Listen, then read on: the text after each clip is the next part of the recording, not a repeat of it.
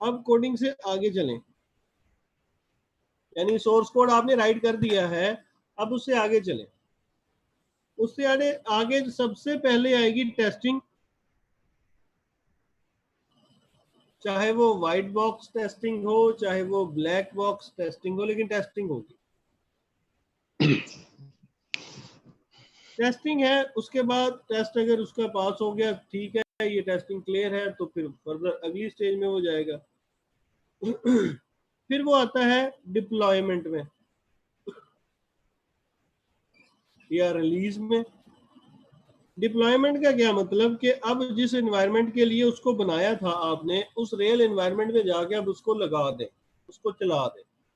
मिसाल के तौर पे इंडस्ट्रियल प्रोजेक्ट था तो वो बन गया, तो उसका बीटा वर्जन लॉन्च हो रहा है, तो बीटा वर्जन को जाके आप उस एनवायरनमेंट में रख दें और चला दें और वो वर्किंग में आ जाए। अच्छा, डिप्लॉय हो गया। डिप्लॉय के बाद भी रिस्पॉन्स आता होता है। एक टेस्टिंग है, टेस्टिंग असल में करता कौन है? टेस्टिंग तो डेवलपर टीम ही करती है, डेवलपमेंट टीम ही करती है, उसी का एक बंदा करता है। लेकिन डिप्लॉयमेंट के बाद जो टेस्टिंग होती है वो आपके कस्टमर के रिस्पॉन्स होते हैं, ठीक है।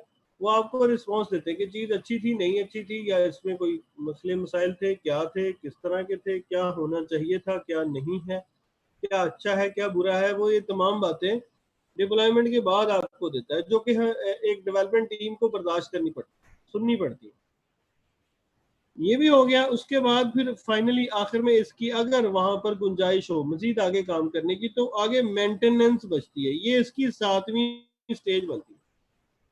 तो कोडिंग से पहले प्रिलिमिनरी इन्वेस्टिगेशन था, रिक्वायरमेंट एनालिसिस एंड डिजाइन था, और इसके साथ साथ जो था वो डिजाइन डॉक्यूमेंट था।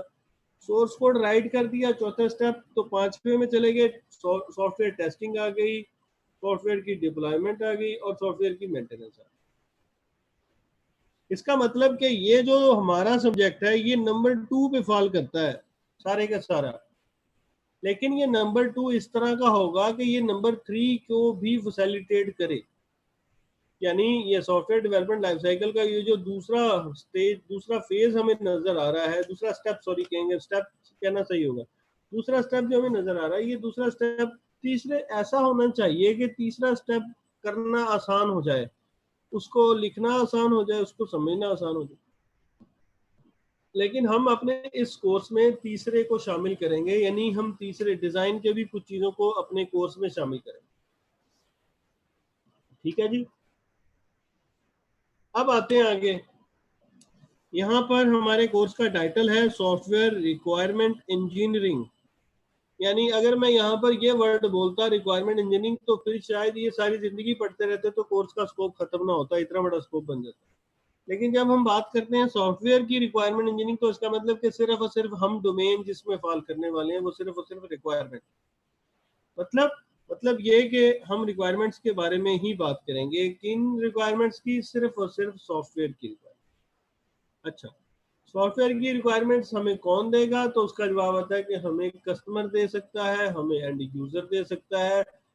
दूसरे अल्फाज में अगर इसको जर्नल टर्म में बोलूं तो मैं कहूंगा हमें स्टेक होल्डर दे सकता है। Who is the stakeholder? Stakeholder is a person who is directly or indirectly related to a software. कि वो सॉफ्टवेयर के साथ डायरेक्टली या इनडायरेक्टली रिलेटेड होना चाहिए। अगर वो है तो फिर ठीक है। इररेलेवेंट स्टेक होल्डर नहीं होता, जो इररेलेवेंट पर्सन है वो स्टेक होल्डर नहीं होता, वो इररेलेवेंट ही होता है। और स्टेक होल्डर इररेलेवेंट नहीं है, वो स्टेक होल्डर यानी उसका सॉफ्टवेयर के साथ कोई ना कोई ताल्लुक।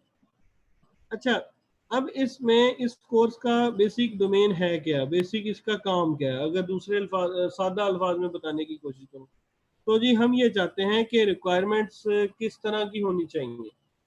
हमें रिक्वायरमेंट्स जो है वो आसान जुबान में लिखी हुई मिल जाए। देखिए, अगर मैं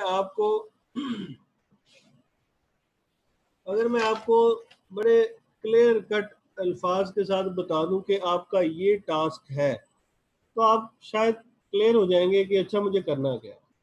लेकिन अगर मैं आपको एक प्रॉब्लम बताऊं, लेकिन उसका सोल्यूशन कहूं कि आप पे डिपेंड करता है कि आप फाइंड करके लेके आए, तो थोड़ा मुश्किल हो जाएगा। क्यों? क्योंकि हो सकता है कि मुझे वो सोल्यूशन पसंद आए, हो सकता है मुझे वो सोल्यूशन पसंद ना आए। यहाँ पर भी यही केस है कि हमारा जो स्टेक होल्डर होता है वो इतना इंटेलिजेंट कोई नहीं है कि वो हमें बताए कि आपने सॉफ्टवेयर कैसा बनाना। हमेशा हमेशा एक डेवलपमेंट टीम को प्रॉब्लम से ही मुतारफ करवाया जाता है कि जी हमारा ये प्रॉब्लम है, आप सॉफ्टवेयर के थ्रू इसको सॉल्व करके दें। वो अपना प्रॉब्लम आपको बताता है, सोल्यूशन आपने खुद से बनाना है।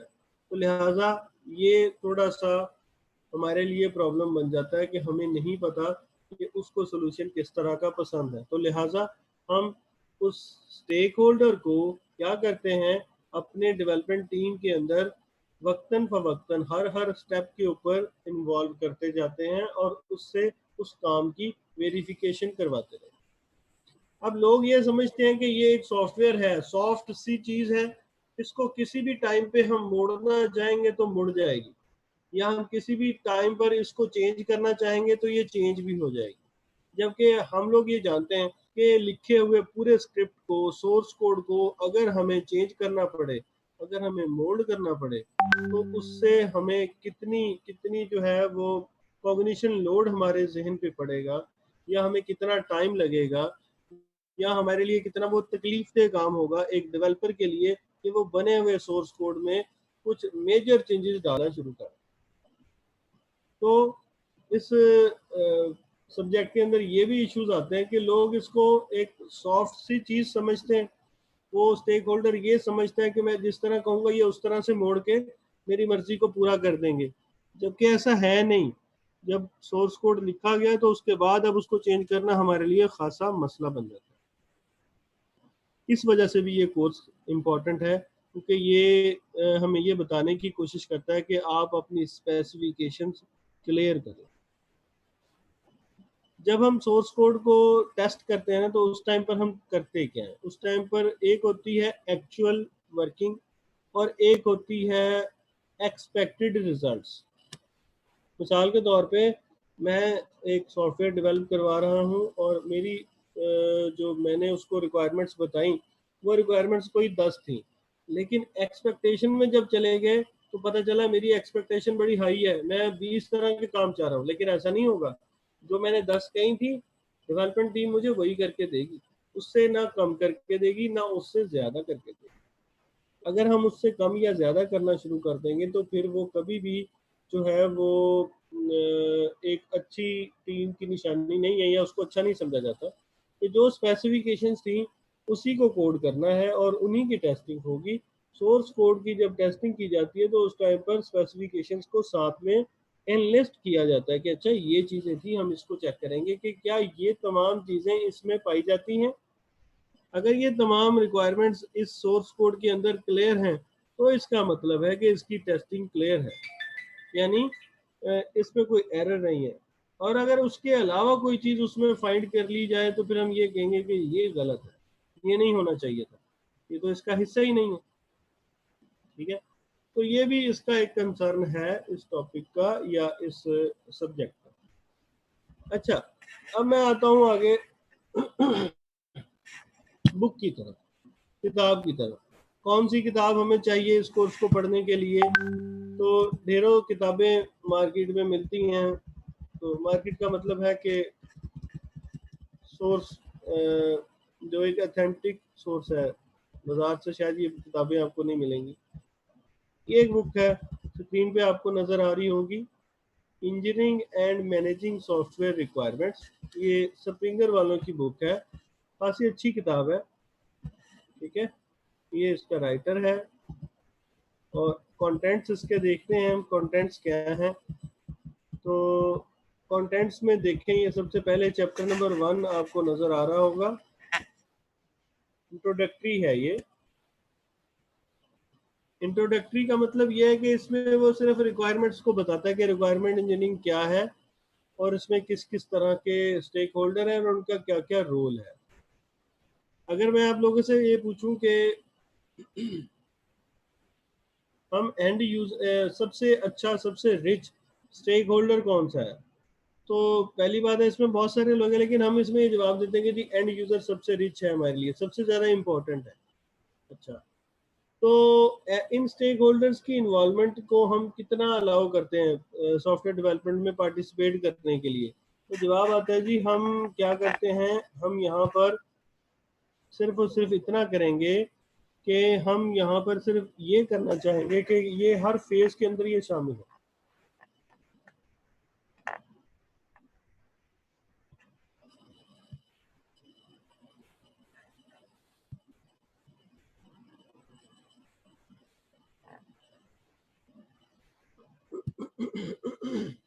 बेटा मेरी आवाज आ रही है आप लोगों को? Yes sir. आ रही है सर, आ रही। ठीक है। अच्छा, तो हम स्टेक होल्डर के बारे में बात करें। स्टेक होल्डर, मैंने कहा कि इसकी इन्वॉल्वमेंट कितनी होनी चाहिए किस चीज़ के अंदर, डेवलपमेंट टीम के साथ प्रोजेक्ट की कंस्ट्रक्शन में इसकी इन्वॉल्वमेंट क्या है। तो मैं ये कहूँगा कि इसकी इन्वॉल्वमेंट हर फेज में होनी चाहिए। क्यों? क्योंकि ये हर फेज में आपको आपकी डायरेक्शन को सही रखता है। डेवलपमेंट डायरेक्शन को दुरुस्त रखने के लिए एंड यूजर को हम अपनी डेवलपमेंट टीम में शामिल करते हैं, हर स्टेज में शामिल करते हैं। ठीक है, ऐसे क्वेश्चन आपको पेपर में पूछे जाते हैं आमतौर पर, तो उसमें गलती के चांस हो जाते हैं, लेकिन बहरहाल इसका आंसर साथ साथ अगर आप ये बातें सुनते रहेंगे तो फिर आपको याद रहेगा। अच्छा जी, कंटेंट के हवाले से बात कर रहे थे कि रिक्वायरमेंट्स क्या है, इसमें स्टेक होल्डर क्या है, उनके रोल क्या हैं, और रिक्वायरमेंट्स की टाइप किस किस तरह की हो सकती है। ठीक है, ये इसमें आता है। और इसमें देखेंगे तो रिक्वायरमेंट लिसिटेशन आ जाता है। लिसिटेशन का मतलब होता है कि रिक्वायरमेंट्स को कलेक्ट करना, गैदर करना, एक जगह पर इकट्ठा कर लेना, इन रिक्वायरमेंट्स को एक जगह पर क्लेरिफाई करने के बाद नोट कर लेना। उसके बाद अब इसके मुख्तलिफ तरीके हैं, ये सारे हम देखेंगे आगे कि रिक्वायरमेंट्स को कैसे गेट किया जा सकता है। अच्छा, उसके बाद आता है स्पेसिफिकेशन ऑफ रिक्वायरमेंट्स मॉडल। ठीक है, मॉडल्स क्या करते हैं? मॉडल्स क्या करते हैं कि हम रिक्वायरमेंट जो हमने इकट्ठी की हैं उनको किसी मॉडल में डाल दें, किसी मॉडल के जरिए से उसको रिप्रेजेंट कर दें। तो मैंने आपसे अभी कहा था कि हम रिक्वायरमेंट्स को ना नेचुरल लैंग्वेज में, डिजिटल लैंग्वेज में लिख सकते हैं, लेकिन उसकी रीडेबिलिटी थोड़ी सी कम होती है। अगर हम उसको किसी डिज़ाइन में लिखें, किसी डायग्राम में लिखें, या किसी फ्लो चार्ट में लिखें, यानी ग्राफिकल रिप्रेजेंटेशन में डालें, तो फिर वो ज़रा अंडरस्टैंडेबल ज़्यादा हो जाता है। अच्छा, अगर हमारी डेवलपमेंट टीम के अंदर कुछ ऐसे लोग हैं जिसको इंग्लिश लैंग्वेज नहीं आ रही, वो फ्रेंच है, जर्मन है, चाइनीज है, या क्या है, तो फिर वहाँ पर मसला हो जाएगा। फिर वो डॉक्यूमेंट कीमती नहीं रहेगा। फिर क्या करना पड़ेगा? फिर तो डायग्राम ही, इशारों से, जैसे आप किसी को समझा रहे होते हैं, अगर किसी को आपकी जुबान नहीं आती तो आप उसे इशारे से बता रहे हैं। तो यहाँ पर भी हमें किसी तरह के सिग्नल्स या मॉडल चाहिए होते हैं। ये मॉडल एक्चुअली डायग्राम्स की सूरत में बनते हैं। कैसे डायग्राम्स की सूरत में बनते हैं? तो जवाब ये आता है जी, जिस तरह से आपने यूज केस मॉडल पढ़ा होगा, तो यूज केस मॉडल में टोटल डायग्राम ही होती है। उसमें आप एक यूजर बनाते हैं और एक सिस्टम बनाते हैं और सिस्टम के टास्क बताते हैं। कौन कौन से यूजर लगेगा तो वो भी बीच में आ जाता है, क्या क्या काम कर सकता है वो भी आ जाएगा। फिर क्लास डायग्राम शायद आपने पढ़ी हो, डीएफडी पढ़ी हो, या आपने इसके साथ डाटा फ्लो डायग्राम के अलावा ईआरडी पढ़ी हो डेटाबेस के अंदर। तो ये सारे ऐसे मॉडल्स होते हैं जो क्या करते हैं, जो किसी न किसी तरह से कोई रिप्रेजेंटेशन देते हैं। उस रिप्रेजेंटेशन को हम ये कहते हैं, वो ये बता देते हैं कि सिस्टम क्या है, what the system will do and what is a system. बस उसमें व्हाट के अलावा अगर मैं कहूँ कि how the system will do this work, वो इन चीज़ों का जवाब नहीं देता, इन चीज़ों के बारे में कुछ भी नहीं बताता। तो इसलिए मॉडल कुछ बीच में आ जाएंगे, वो भी देख लेंगे। अच्छा, और नेक्स्ट कंटेंट के अंदर क्या आएगा? और कंटेंट के अंदर आता है कि रिक्वायरमेंट्स आपके पास इकट्ठी हो गई, आ गई, आपने उनको डॉक्यूमेंट भी कर लिया। अब क्या करेंगे? अब उसके अंदर उनकी कोई प्रायोरिटी बनाएंगे। देखें, सॉफ्टवेयर के अंदर ना आपको 3 तरह के ना ट्रेड ऑफ लेने पड़ते हैं। ट्रेड ऑफ का मतलब कि आप किसके ऊपर कॉम्प्रोमाइज कर सकते हैं। क्या आप टाइम पे के ऊपर कॉम्प्रोमाइज कर सकते हैं? क्या आप कॉस्ट के ऊपर कॉम्प्रोमाइज कर सकते हैं, इन कॉस्ट पे या टाइम पे? या फिर और क्या बचता है? और फिर बचता है कि हम क्या सॉफ्टवेयर के फीचर के ऊपर कोई फेज रख सकते, कोई कंप्रोमाइज कर सकते हैं? तो हाँ, बिल्कुल कर सकते हैं। अगर इन तीनों में देखें तो टाइम बढ़ाने से भी हमें मसला है, और क्या कहते हैं, कॉस्ट बढ़ाने पे भी हमें मसला है। हाँ, हम रिक्वायरमेंट्स को थोड़ा कम करने पे हमें इतना मसला नहीं है, यानी ऐसी रिक्वायरमेंट्स जो ऑप्शनल है, वो इतनी इम्पोर्टेंट नहीं है, जो ऐड ना भी करें तो हमारा गुजारा चल सकता है, तो हम क्या करते हैं, ऐसी रिक्वायरमेंट्स को अपने सिस्टम की बॉडी से बाहर निकालना शुरू कर देते हैं। लेकिन ये काम करने के लिए हमें एक अच्छा खासा होमवर्क करना पड़ जाता है, और उस होमवर्क को हम कहते हैं कि ये रिक्वायरमेंट प्रायोरिटाइजेशन। यानी अगर मेरे पास 10 रिक्वायरमेंट्स हैं तो मैं उन रिक्वायरमेंट्स की प्रायोरिटी बनाऊं कि ये सबसे ज़्यादा इंपॉर्टेंट है, ये उसके बाद है, ये उसके बाद है, और ये उसके बाद। आप अगर एक स्टेक होल्डर हैं तो आप अपनी प्रायोरिटी लिस्ट बना सकते हैं, आप दूसरे की प्रायोरिटी लिस्ट नहीं बना सकते। तो इसका मतलब कि स्टेक होल्डर अगर एक से ज़्यादा है तो हर शख्स की प्रायोरिटी लिस्ट मुख्तलिफ होगी। हाँ, बिल्कुल होगी। और इस वजह से मुख्तलिफ होगी कि हर शख्स का अपना अपना कंसर्न है, वो चाहेगा कि मेरा काम होना चाहिए, इसलिए मेरी प्रायोरिटी पहले। ठीक है, अगर मेरा काम इसमें नहीं होता तो इसका मतलब कि फिर मेरे लिए सिस्टम की इम्पोर्टेंस खत्म हो जाती है। तो लिहाजा हर शख्स की अपनी, इसमें हम स्टेक होल्डर्स को, इस प्रोसेस में स्टेक होल्डर्स को लाते हैं बीच में। तो फिर हम ये भी देख लेते हैं कि कौन सा स्टेक होल्डर ऐसा है जिसकी बात लाजमी माननी, यानी उसकी कही हुई बातें हमारे लिए ज़्यादा इम्पोर्टेंट। तो प्रायोरिटाइजेशन भी इसमें एक काम है, वो भी इसमें कंटेंट में आएगा। हम इसकी टेक्निक्स को भी इंशाल्लाह पढ़ेंगे और साथ में इसके एस्पेक्ट्स भी हैं। उसके बाद नेक्स्ट आगे चलूँ तो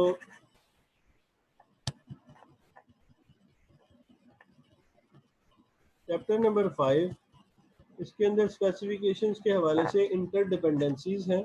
जब आप रिक्वायरमेंट एक को ख़त्म करते हैं तो उसको ख़त्म करने से बाज़ औक़ात कोई और रिक्वायरमेंट जो आपके हिसाब से इम्पोर्टेंट थी वो भी ख़त्म हो जाती है। क्यों? क्योंकि वो दोनों रिक्वायरमेंट्स एक दूसरे पर मुनहसर थी, एक दूसरे के ऊपर रिलाई कर रही थी, एक दूसरे के ऊपर जो है वो डिपेंड कर रही थी। तो इंटरडिपेंडेंसी बिटवीन द रिक्वायरमेंट्स, ये भी एक सब्जेक्ट इसमें निकलता है, तो ये भी इसका है।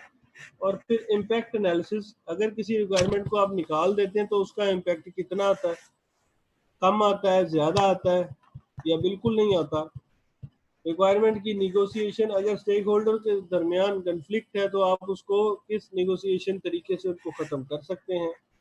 और फिर उसके बाद आता है फर्दर आगे कि आप उन रिक्वायरमेंट्स को क्लेरिफाई करने की तरफ चले जाते हैं। यानी आप उसके लिए आप ये समझते हैं कि अच्छा ये रिक्वायरमेंट्स अब डॉक्यूमेंट करने के काबिल है, तो लिहाजा मैं इसको अब आगे डिज़ाइन डॉक्यूमेंट में ले जाऊँ। तो बेसिकली तरीका तो इसका यही है। डिज़ाइन फेज यहाँ पर बीच में ऐड होगा जब आप रिक्वायरमेंट्स को एलिसिट करेंगी और वो थ्रू आउट प्रोसेस में चलता जाएगा। तो हमारे पास इस कोर्स में बेटा बेसिकली डायमेंशन ये बनती है कि हम चैप्टर 2 तक तो आएंगे स्मूथ, उसके बाद हम क्या करना शुरू कर देंगे, हम इसमें डिज़ाइन का टच लाना शुरू कर देंगे। यानी चैप्टर 2 पढ़ने के बाद या पढ़ते पढ़ते ही हम इसमें डिज़ाइन टेक्निक्स को शामिल करेंगे। उन डिज़ाइन टेक्निक्स के ज़रिए से हम रिक्वायरमेंट्स को मॉडल करने के हवाले से कुछ पढ़ेंगे। डाटा फ्लो डायग्राम भी बीच में आ जाती है, ठीक है, डाटा की रिप्रेजेंटेशन उससे भी बनती है। यूज केस मॉडल इसमें बीच में आता है, सीक्वेंस डायग्राम इसके अंदर लाजमी आएगी, और इसके अंदर जो है वो डोमेन मॉडल भी आएगा, और इसके अंदर जो है वो आगे कोलैबोरेशन डायग्राम और क्लास डायग्राम, ये सारा कुछ हमारे डिज़ाइन का हिस्सा होता है, तो हम इसको छोड़ नहीं सकते, ये भी बीच में आएगा। ये हमारा कंटेंट है टोटल जो हमने पढ़ना है। इसमें कोई चीज़ इसमें इस सब्जेक्ट के हवाले से, इसके कंटेंट के हवाले से कुछ पूछना चाहता है, कुछ बात करना चाहता है तो वो कर सकता है। स्टार्ट।